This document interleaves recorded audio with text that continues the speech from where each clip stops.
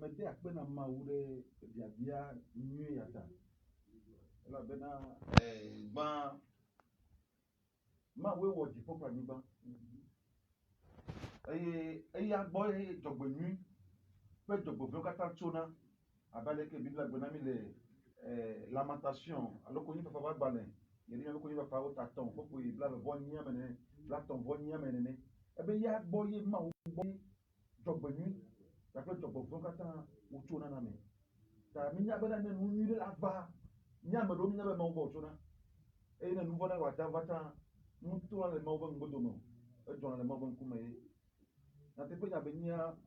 ŋugblɔ le mɔ ya ɖi fie be 2020 ye nyi Togo be tɔtrɔ ƒe ƒe ke me Togo nɔ fiƒode me ƒe blaade be fiƒode eye 2020 nyi nuwu na fiƒode ya ye Togo la to le fiƒodea me age ɖo yayra me nyadzia se ke ma biɔ Togoviwo le nya me tutu gbã ke ma ɖo nya na wo anyi be meke Togoviwo le kpɔ mɔ na o meke wo le kpɔ mɔ na o ɖewo le kpɔ mɔ na Mawua alo wo le kpɔ mɔ na amegbetɔwo Biblia gblɔ bena ɖe be migaɖo ŋu ɖe amegbetɔ si ke gbɔgbɔ le ŋɔtime na la ŋuti o ke ne be gbɔgbɔ nu sua egba yina eƒe anyi gbɔ gbe ma gbe ebe tameɖoɖo katã nu yina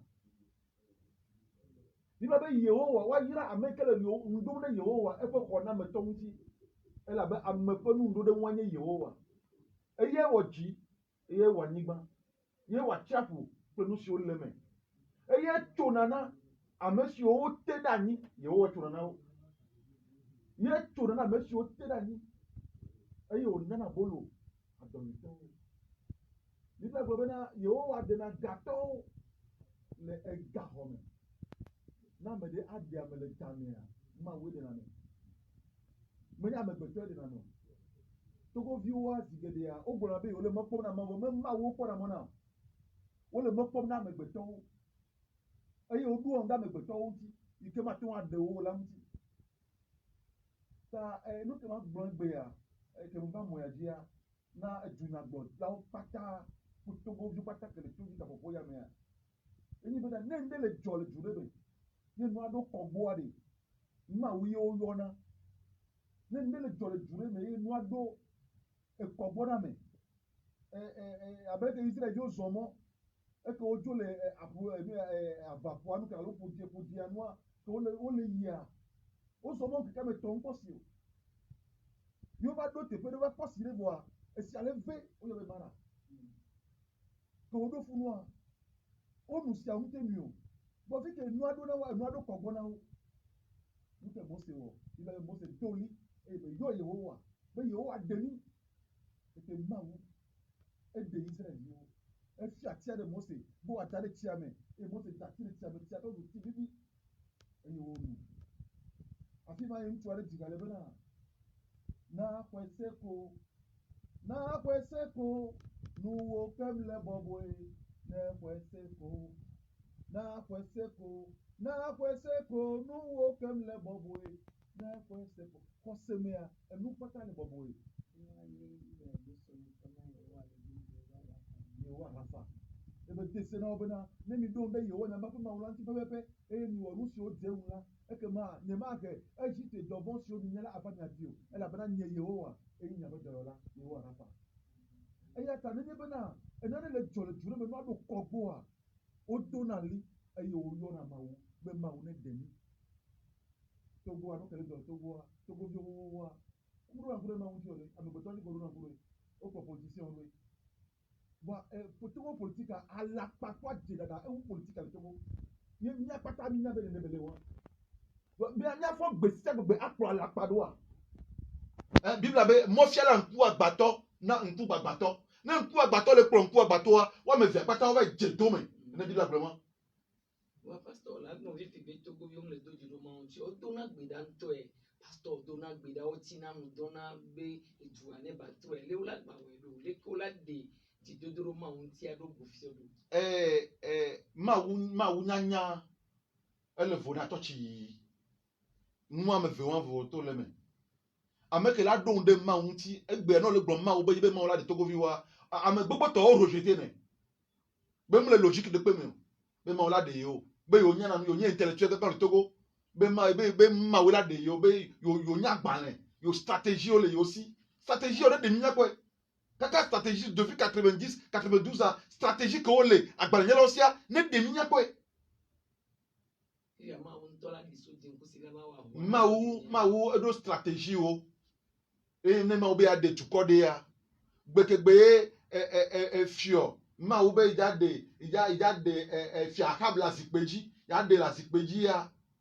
eke be lo nuvon be wu nabot ye ma wo be do eli ado de be na fike ye avo ni do nabot be hunle ya funu ye avo la do akab cha be hunle ke ma wo do ni wa do de ya ke ga mesuwa ma wo zan me ko le bo ma wo zan amoko le yen to boa nyagbo ya ko gbona nyadina akaba wo we ma o do gbogbo re so jipo be va le nyagbo lo me wa pata o le gbona de ka bi na be ye wo be ameke able akabo be ti apale rabot ma ha gbogbo be ye yayi ma be ate le ka ro e be anye avacho gbogbo ano dagbe lo be nu me e ova e wo ne ma plus de 300 prophètes o le tole chabe efia ya ba fa ma o la to du kwata si na 300 ameko to na te pe ne sa akwa lo da gere ameko wan to nya be yo le dajo wọ́n tó bí jábọ̀ lórí àjẹ́ o. wa gbọ̀ngbọ̀n aṣọ ẹ̀ náà gbọ̀ngbọ̀n aṣọ ẹ̀ náà rẹ̀ ní. ló máa wùdí bẹ́ẹ̀ yàtọ̀ wájú. máa wùdí bẹ́ẹ̀ yàtọ̀ wájú yà gbẹ̀rù. nene máa wùdó tàmẹ́lẹ́ tí wa máa wà kó supreme bẹ́ẹ̀ máa wà rẹ̀ kó supreme ẹ bẹ décision wa ó lè inattaquable. o ma tẹ attaquer máa wù bẹ décision o ne máa wùdó tàmẹ́lẹ́ tí o bẹ yà gbẹ̀rù wa máa wù la gbẹ̀rù ne máa wù bẹ yà dé àmẹ́lẹ́ lè sì pé jíya ẹnu kẹjà bọ́ àmọ́ lè sùn sẹ́tìmẹ̀ máa wò gbàngbé ó lè gbọ̀nyà kákákáká tó bọ́ bẹ́ ó bọ̀ gbọ̀nyà tẹ̀pẹ́ náà fìyà ẹ̀fìyà wáyọ̀ mìíṣẹ́ bá mìíṣẹ́ bá tó náà tẹ̀pẹ́ náà bẹ́ ẹ̀fìyọ̀ máa wọ́n dà tàmọ̀ fọ́lẹ́ tí o máa wọ́n dìbẹ̀ yà wò é mpọ́ máa wọlé ní tàṣì péjì ẹ̀yẹ bẹ̀bẹ̀ mẹ́kẹ́ láwùbẹ̀ ahabramu ẹ̀sìnyàn tẹ̀pẹ́ apẹ́pẹ́ kàkẹ́kẹ́ máa wúyà bẹ́ yà wìyà ẹ̀yẹ àwọn àpò ẹ̀fìyà òwúrọ̀ nàtúmọ̀ ní yàrá ẹ̀fìyà òwúrọ̀ nàtúmọ̀ ọmọ òsọ̀jà lọ́kẹ́ máa wù fìyà ẹ̀fìyà òsọ̀jà kàkà gbogbo sọ̀jà wo ní fìyọ̀ntì nù wọ́n wọ́n láde jókè mú. kò yà àwọn àṣẹ òtúmọ̀ ọkọ bíyà máa wọ́n dún ní kèye máa wọ́n jáde kèye máa wọ́n sálùmọ̀ ńgbàlẹ́ wọ́n máa wọ́n bẹ lọ̀lọ̀ nù o yẹ máa wọ́n bẹ yà dé ju wa mẹ́kọ́ máa wọ́n sàn yẹ ń tọ́bẹ̀ ntì náà kò máa wọ́n sàn ẹ kèbè kú máa wọ́n yẹ máa kọ̀fẹ́ fẹ́lẹ́ sí ẹ̀yà gbẹ̀nà yìí o ní kúvù wa yà kọ̀fẹ́ fẹ́lẹ́ sí kèbè kú wa ẹ̀dí àrẹ́yàbìn yẹ kọ̀fẹ́ rúfẹ́ kèdí àrẹ́yàbìn kọ̀fẹ́ rúfẹ́ dùkọ́ kí ẹ̀tọ́ òfìà fún mi ẹ̀kọ́ kùtì ẹ̀tọ́ dàrínyà jìyà ẹ̀pẹ̀ náà ní apá rẹ́yàbìn bẹ́ẹ̀ eyi amigaho gbɔ leke ma gbɔ na dukɔ nyake ma do ŋtsi na dukɔ o amigaho to ne be tɔ eto na dukɔ be na de nu ke tɔnyi wɔ kudo mia tɔnyi dagɔ na mi misɔke ma dzra nu kpata do bado dzidzɔ na mi ke ma wu ya ke be ya xɔ fiaɖoƒea le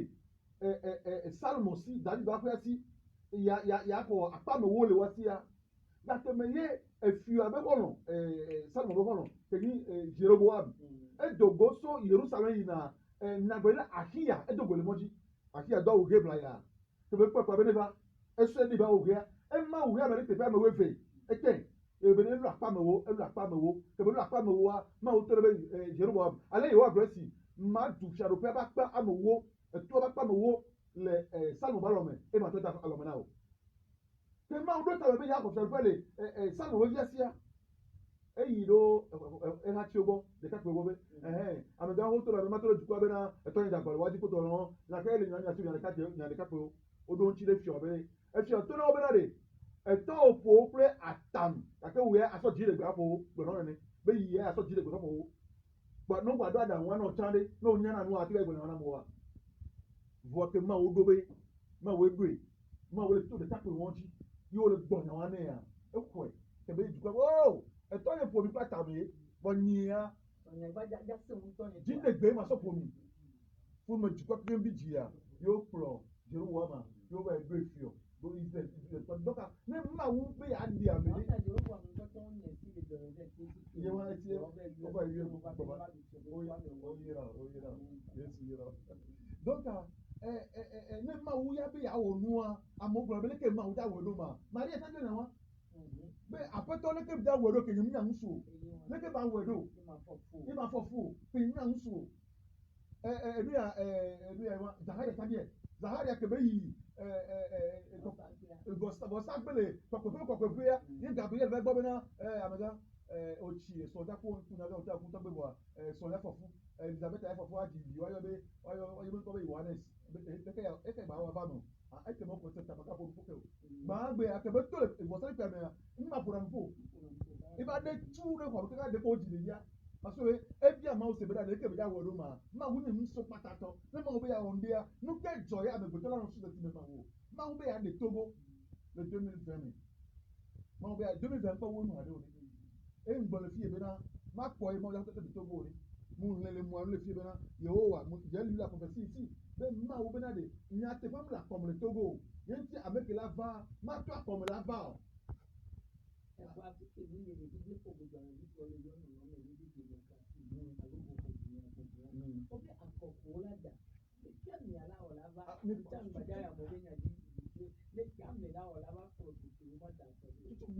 Bon, Emianyabe, les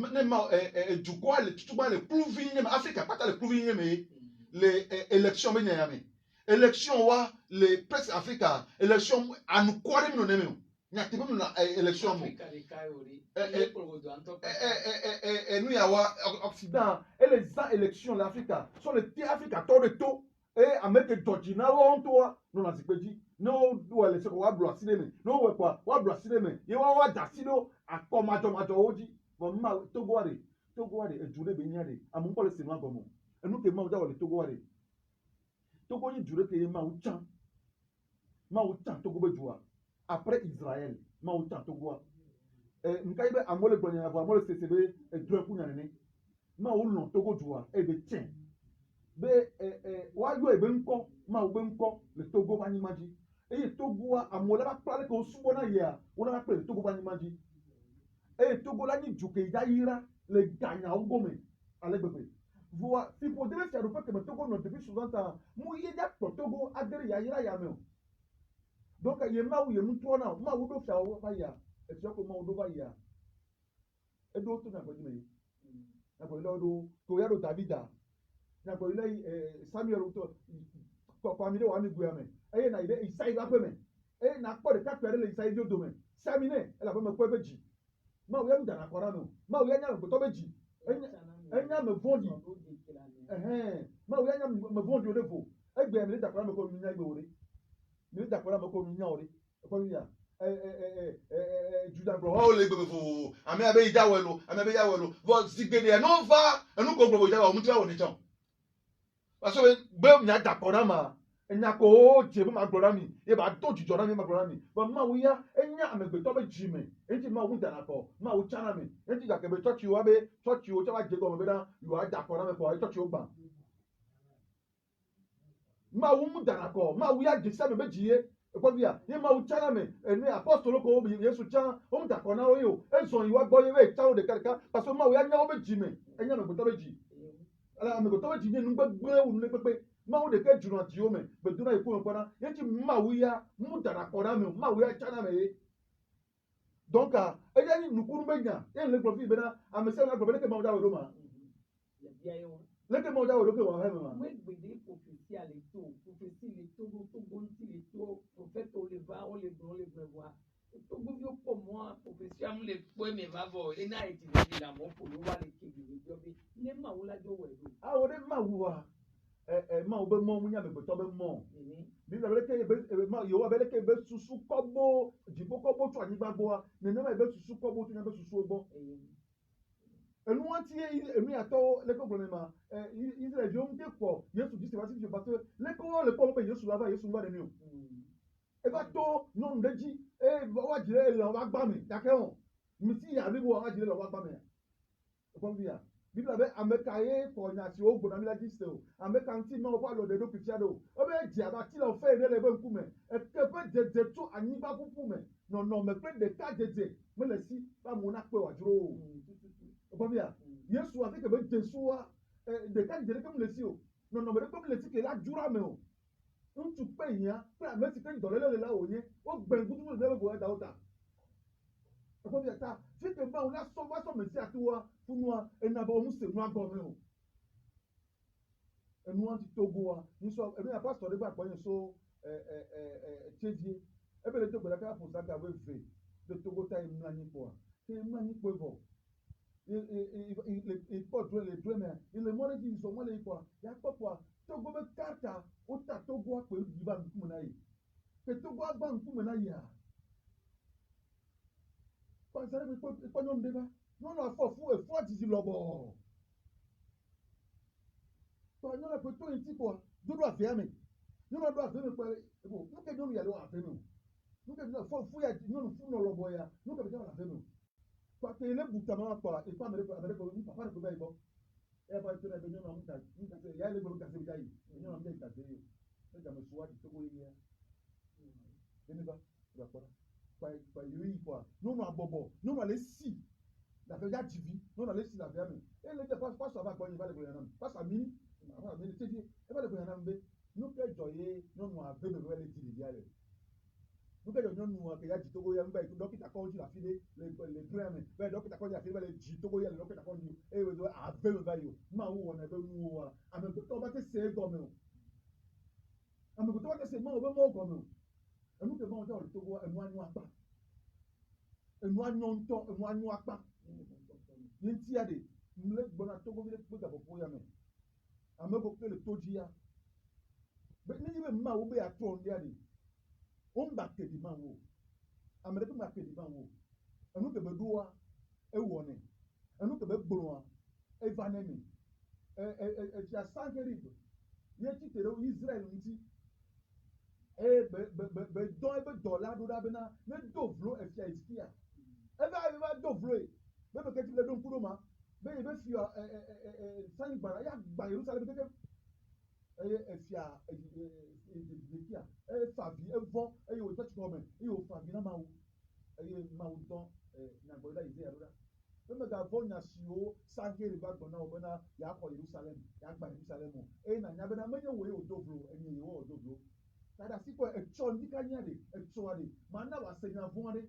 ene senya von ade atro ye ko to bajume atro ye to banyubaji e wa ti yi nu le banyubaji ma o si de decret ma o gbonya ma o dokojo c'est la cour suprême ne ma o gbonya de ina ke ma o gbonya de amegbe to ba si ti le bon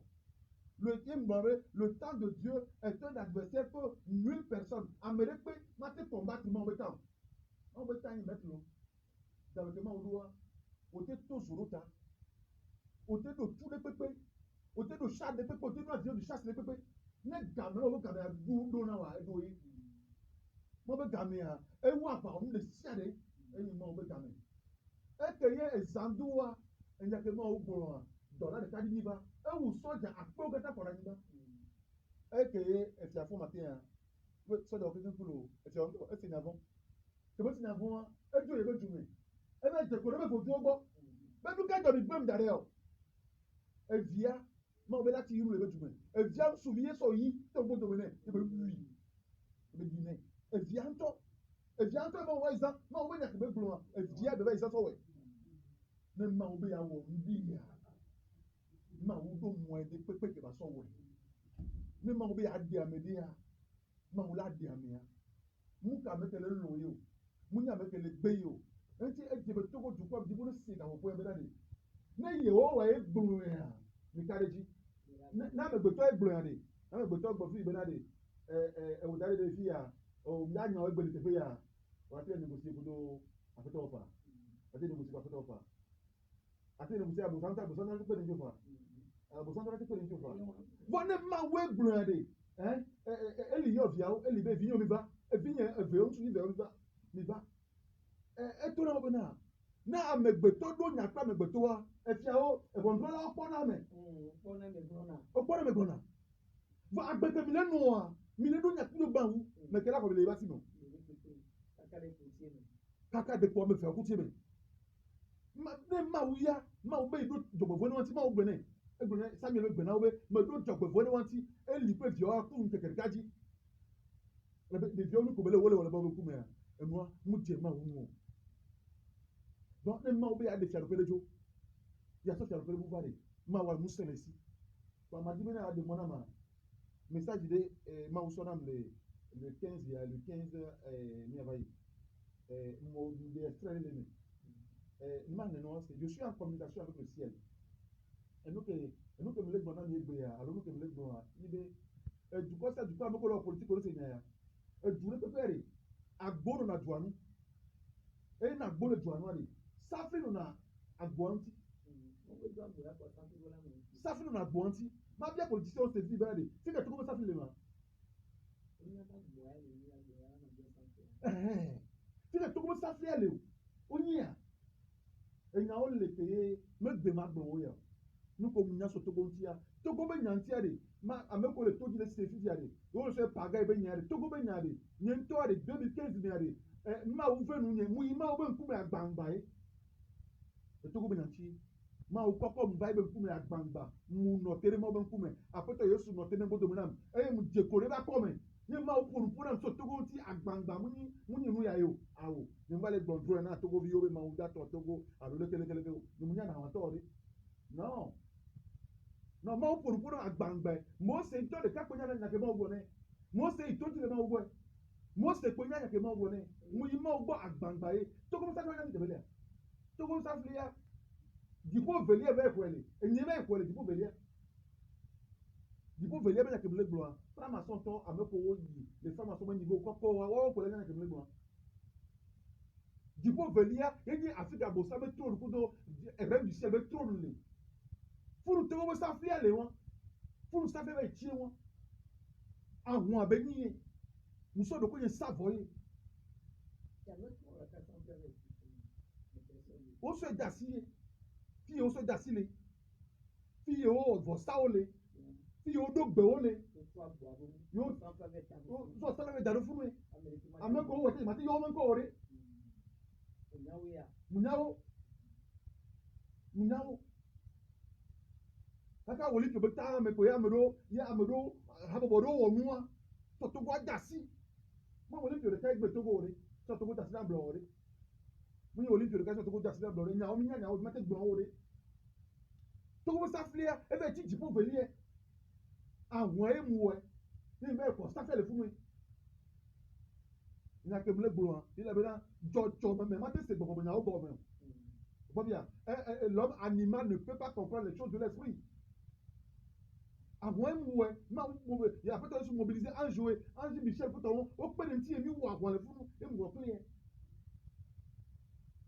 Donc o e du si adua agboro na dua si.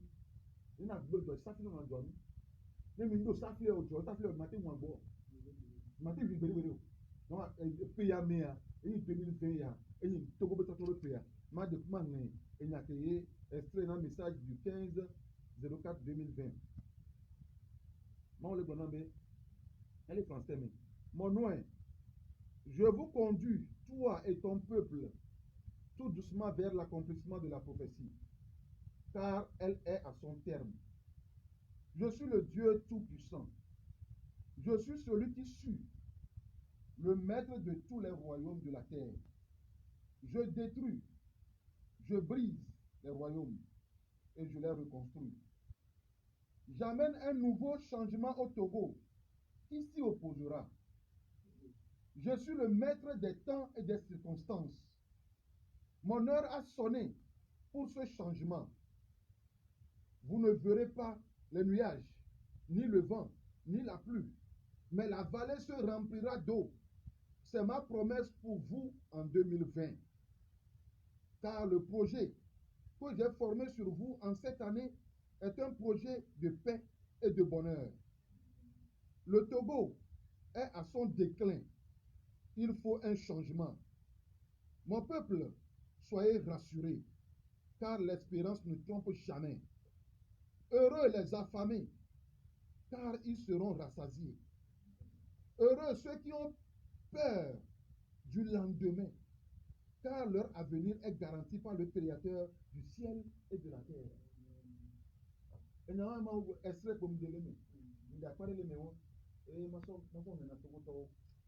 le 15/04 avril. Donc, je suis en communication avec le ciel.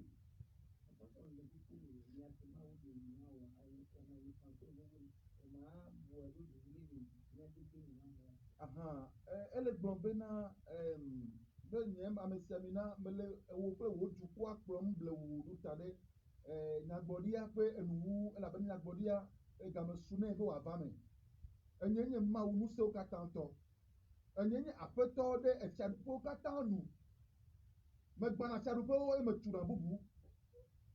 mele kpɔtogo yi ɖe tɔtrɔ yeyi aɖe me ame ke ate ŋu anɔ te ɖe ŋgɔnye o alo ame ke ate ŋu agbe o enye nye yeyiyiwo kple azãgbewo katã be aƒetɔ game su nam bena ɖoɖo tame ke meɖo togo ŋutia ne wòava me nyemakpɔ alilikpo o nyemase aya aƒo o gake miakpɔ tsi le balia me eye enye ŋgbe ke medona togo le ƒe 2020 me elabena tame ke meɖo ɖe nye ŋuti le eƒea mea dzɔgbenyui kple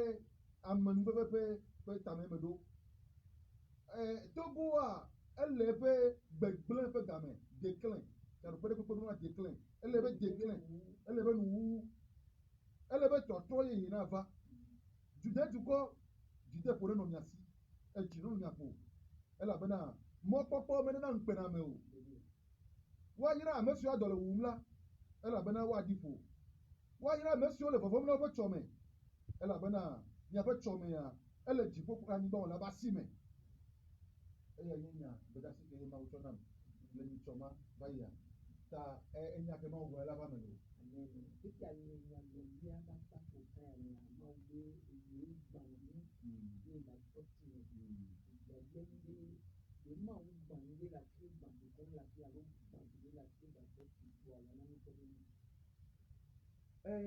Mawu Yehowa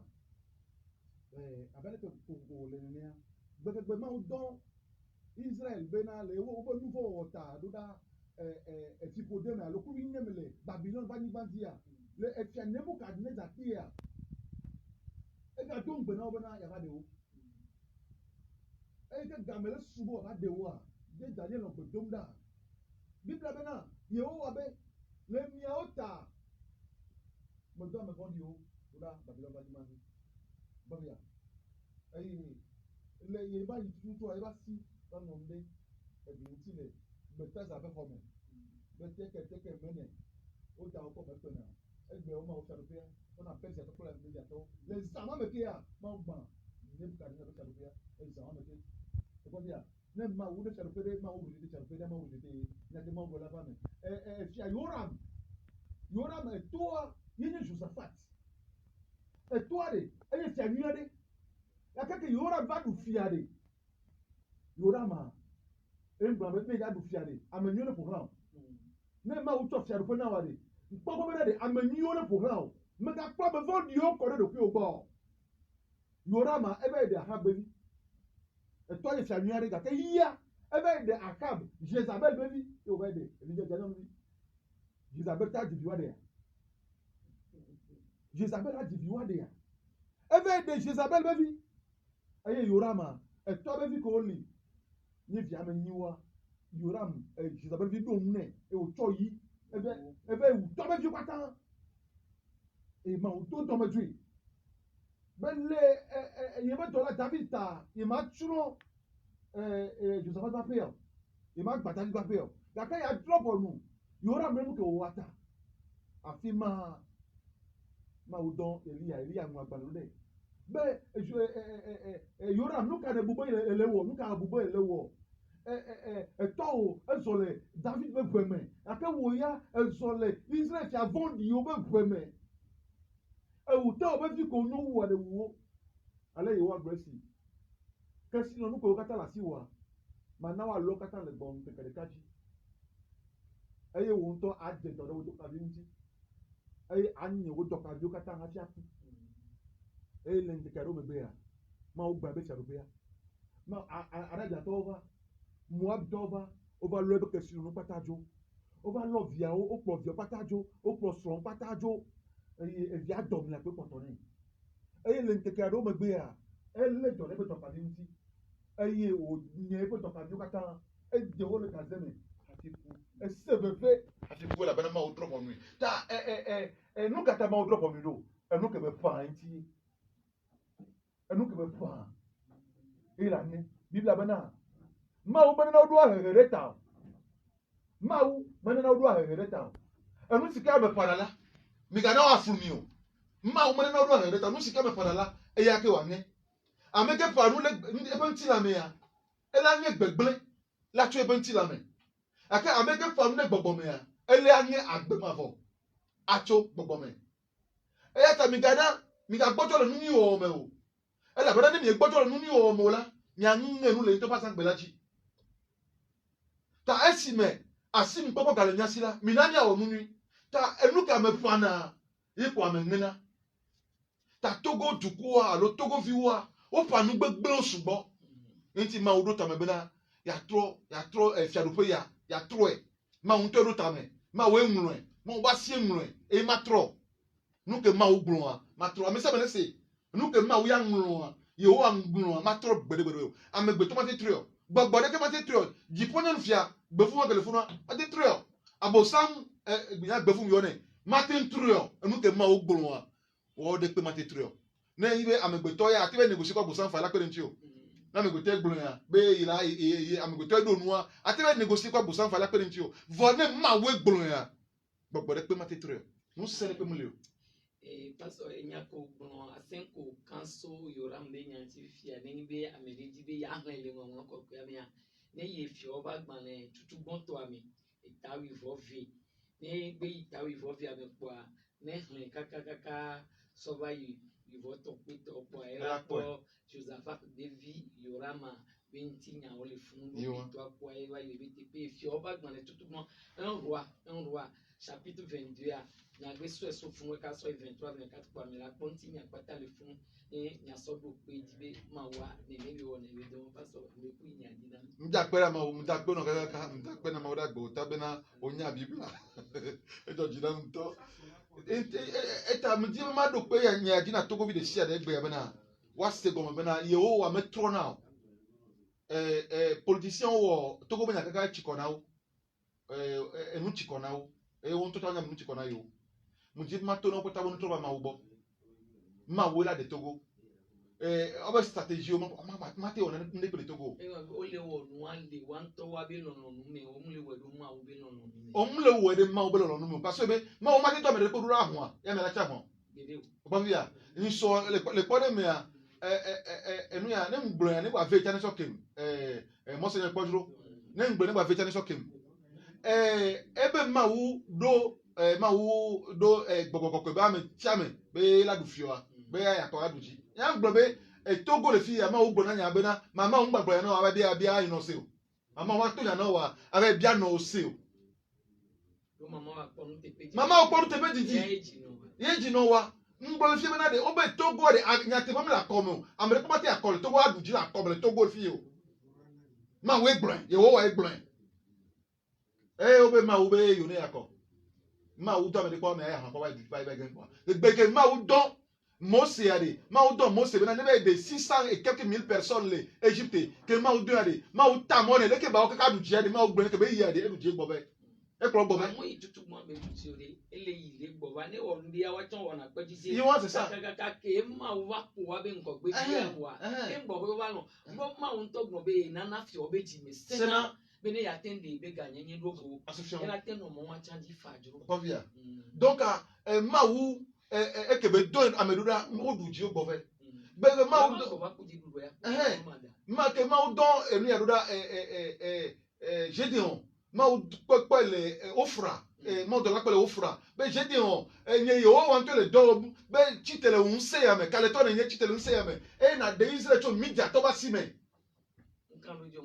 mukare jo mu kwese ore ebe ilo so ebe ilo apako gbogbo zan yo atene me awo be apako subapa mo ko lo subapa we so mo wanu gbo na ye nto ibe nse de yo ye nto ibe nse yo apa o de loko ntia so da won wa amoko le fon to mo le akome amoko le fon ju akome egba wa pro ye to amoko wonu musi akọ ododo pona amoko ku se kwa lo nu a ebe one de o amoko so nu so do si ame a ebe nya to wa akome efi ebe porta me 300 contre des centaines de milliers de soldats. Enu yabe. Je no beleke yawe do. Ba mo so ebe yo atoro e fi abeji nu bla ba kokpampa me o. Un se gede ha me de kaleto. Ke jiru boy jiru a ye wa gbo so na. E kwa via. David gbo na de. Menye pe yinti ele nkudom do. Mais il va planter le coup d'omdo. D'accord, il y a au bout de la choupe de béquet. Et quoi dire? Toi, t'as maou don, j'ai dit en doula. Que ben y a. Et bougie. Et bois manger. Et des Israéliens, t'as aussi n'est pas. David Martin Goliath dit. Martin bougie. Donc, ne maou don, mais le doigt n'gbari. Amemou, il n'avait china moi. Et quoi? Pharaon, le quoi de même, Pharaon, sur ce coup de régime en place. Pharaon, le régime en place. Pharaon, pesant régime en place. Et tu es d'accord? Voilà, nous, quand il y a un maou dans les voies, et il me va du Dieu. Non, nous, pas ta, nous, par son maou, son deux, nous, les gens, quoi, on dit, nous, par son maou, ben, quoi, son deux, nous. Nous, n'entendons pas, on s'y a un sec, ben, on noie, nous, nous, nous, les gens, ben, nous, il y a trop, nous, les gens, nous, il y a trop, maou, il y a, nous, par son deux, nous. Et nous, nous, bateau, ben, maou, nous, totata, nous, alors, les dix maou, ya, dit, ya, on a tout, ya, est-ce que, au dos, Thomas, oui, ou, alors, que nous, Il y a deux séances. Ne ma wula ten sɔnya no voane ohun bɛ wɛro ma wu to aji o ohun gbɔnjinɛ bi ɔma obere o sɔnya na nfɔ leke ma wɛro le ma sɔrɔ ma yɔ ntɔ bɛ sɔ apo soso sɔkpɛnu ntia ewɔn la kpɔ keke do amere kpe na do ma wu. Amere kpe na ma wu ti o donc magolo togo vi o bɛ na nyawe nu ti kɔra mi si ame egbe nyawe ma kpɔ budo ame gake 2020 kebe nyama o gbɔ na pastor kinga 2020 kpɔ vɔ hade o 2020 kpɔ vɔ hade o eye ma wa ele bɛ tura si kpeji enu kebe gblɔ be nu kebe si nye a ame gbɛtɔ mu tutu ne o vodure kpe ma te tutu o nu kebe ma o si nye o donc jide po ne na togo vi de kpekpe si be enya ke o ba o gblɔ to ba me si amina pastor king di pastor king di a alo apostolo king di a o pata wala kpɔ mi va de togo eye togo ye ya la va eye mi akpɔ dzidzɔ togo ye ya nga me su alo mi ate mi le kpɔ ya nsɔ ebe wo le to na bena de me le kpɔ dziƒo a bena mi ku ya si nye mi le kpɔ yi ya wa ma ne be game su wɔ ebe ebe ne ku ya si mi le kpɔ game wa ma ne be ye yi ya de bɔ ma ne be game ya de bɔ enfin ye ya de bɔ nous sommes à quelque part de la ligne d'arrivée.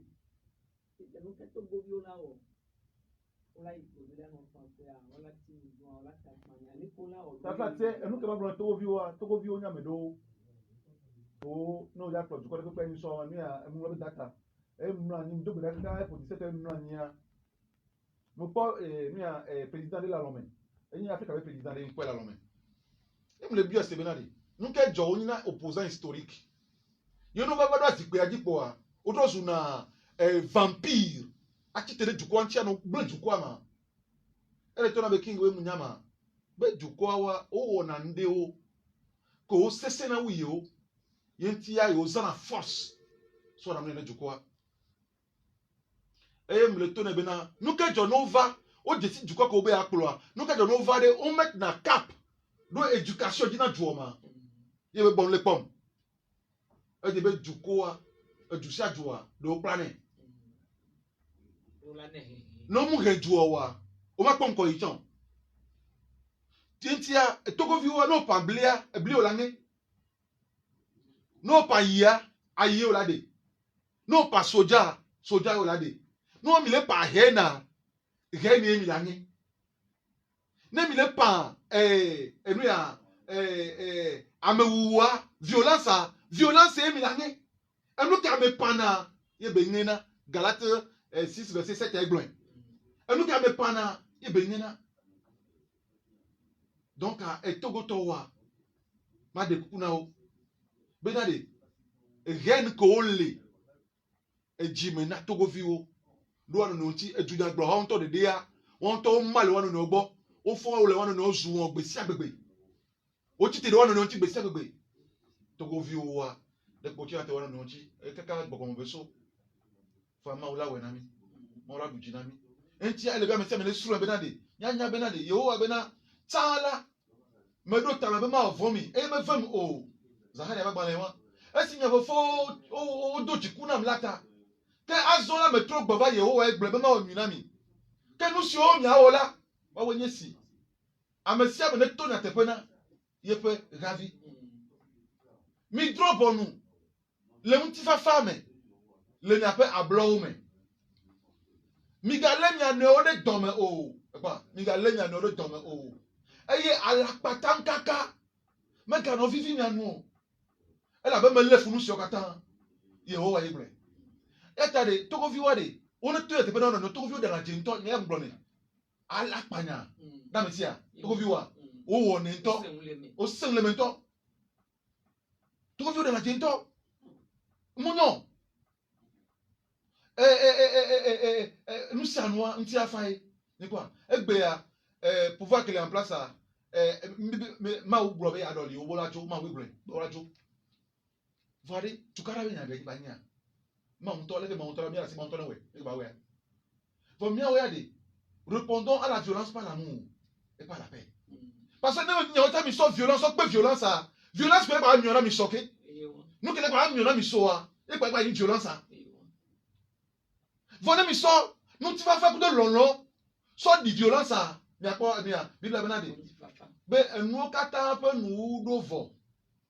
Et il y a ta mis so long, il y a nos vieux. Elle a bien long là, et tu as un nouveau peu à boss au soji. Et nous, quand un peu nous devons. Togo nous devons, Togo n'a trop, Togo y a la vavo. Il y a mis so long, il y a nos. Elle a bien long, et tu as un nouveau peu à boss au soji. Il faut que, il y a sous la question garantie. Aucun voit, mais qu'on soit qu'un des. Et bien, il papa soit que vous. Elle a des vieux, il y a nous qu'on le voit. Soit que vous. Et tu as tout vu, et rien ne le dit, mais n'a pas. Il faut de l'éducation. Les réseaux sociaux, par exemple, là. À moi, le mot éducation, ils sont sur les réseaux. Nous, blancs, des poissons. Nous, blancs, des poissons. Vous, les réseaux sociaux disent, pas plein, ne nous pas bien, tout le monde. On prend bien les néolos. Mi wa pas plein, occidentaux, mais pas plein, l'eau. Mi wa, on prend bien l'Afrique, l'eau. On prend bien bois, mais l'Afrique, l'eau. Même les Chinois, à deux bois, mais anti, à bois, mais. Mais nous, pas les Africains, vous êtes béa. Zuzu, wazouame. Et nous, y a Jirulu, on t'a de vous, on t'a géré. Y a Jirulu, le premier, on t'a de vous, géré. Y a un peu au dé. Et un peu au dé. Et du coup, le premier, du coup. Comment faire? Bible a grandi, Benade. Y a pas Jouba, me gang, Jouba, me gang. Comment faire? Et Jouba, avec une Jouba, me gang. Bible a bon bastion. Non, pas sur le premier temps, mais à Gliola, c'est là, il bonnet. Comment faire? Vous êtes béalé. Et béalé. Oyona ne jukwa ne jirura le onde munyo wa nyate ble ben ko lo munyo nyate ben ko lo munyo bo mazu amezuzu ya munyo parce que amezuzu ya munyo pa be yin na mele o no munyo ali bo ben ko be mele o no munyo e bra do atro egbe fia oyona ame anto benyiko azu pam dunya he habe nkonoto olayo azu pam les réseaux sociaux disent attends pour là on l'a dit à tout nous pata oni nko oni pa maho les mebe duyame amo aglaje jebe gbọgbọn geda mo me alegbegbe donc amola fa no yiwa ne ko to pa lo suru togo le vidéo o ma gbenya na mi abe nu kolo ya mo la suru bien donc elle be togo vi ne trop ba via elle be bien dimti afa nya panti afa ni be amola violence mi mate togo yen du fafaye edukemeye amola so America wa no amola so Europe wa no edukemeye kikia godo amola so be kesidonu ava ze togoji ele mi ahopapla entia mo le yo togo vi o nuka le jowa enya ke ma ogbon de togo ti aya veni amen et pas so nyak bonya le kaso ko covid-19 be do ya kibavanti lo le ko be bon be do ya mo be ma o be to dona me ame robo fabriquer l'india ye nyol inti ma banza apa won dia nya ko la gbon me police nu ke ba gbo so le mi coronavirus be nyantia enyi be negba ni be amo ba manipuler chan nto mo we ngbodo me va ma o be ameke la ndo to gbo na ha mti me ke la pe ti ba cha mo de juko Bible Bonade, mal français, mais nous avons besoin d'avoir via Lamentation de Jérémie, le chapitre 3.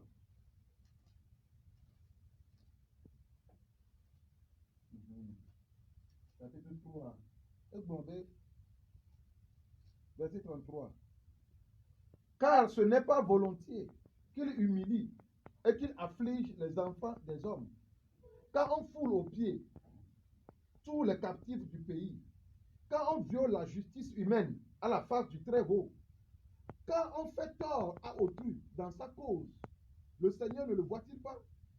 Qui dira qu'une chose arrive sans que le Seigneur l'ait ordonné?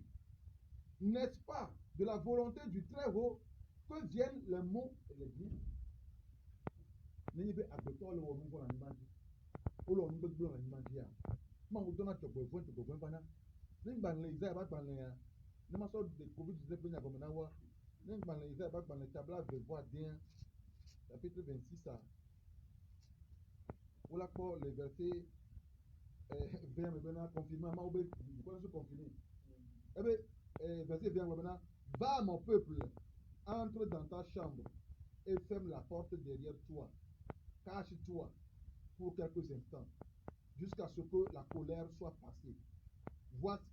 Car voici l'Éternel sort de sa demeure pour punir les crimes des habitants de la terre. Et la terre mettra le sang à nu. Elle ne pourra plus les mettre. Donc, on veut du quoi de Romain. On se retrouve là maintenant. Il y a trop de pour le nous matin. C'est pas le vol là. Le vol de au fond, Améabe ni la sienne, Améabe ni homo, Améabe il croit que le vol était Afrique de tout, on est ici Afrique à tout, on le voit de c'est bébé. C'était la nuit on est injustice. Et na ma ou na de na mobile mo bana. Mo jona ni maji. Ba que tout ma wala que tout la du ko, an que tout la me vondi yo, adda me vondi wa beda, adda mo wa beda le mo me. An que tout la tout, et mo bana balo yo. On voit parce que ma on to de mo beda. On tient à me coller, on y avait les chichimena, coronavirus, à me coller, à me coller, ben comme les coups à balle, me coller la peau. À me coller, ben coller, moi, balle, mais on a deux pas, on a deux. Et là, on y a des communions, et c'est très simple. À me coller, ma ou on a deux, on a deux. À me coller, la coupe, on y a des coups, ne quoi va, on la coupe. Donc, à coronavirus, et tout, béni, sur ma ou bova, parce que ma on t'a dit d'assier à mon là, on coule le pot. À mon là, on coule le pot, à mon temps, le verre dans ma ou. Enyo akpe tolto veve aweno aweto mi do akpe na ebe mi no bakudomi le egbebe asenka kan bakudo pastor kin Joshua Agboti e ameke iji mauto ne de fiokudo togo we de popo nti ke wa mi do akpe na ebe mi senya ben ko Teresa de masonya mo de no manu mi sheto mega e no modando pia e izari bai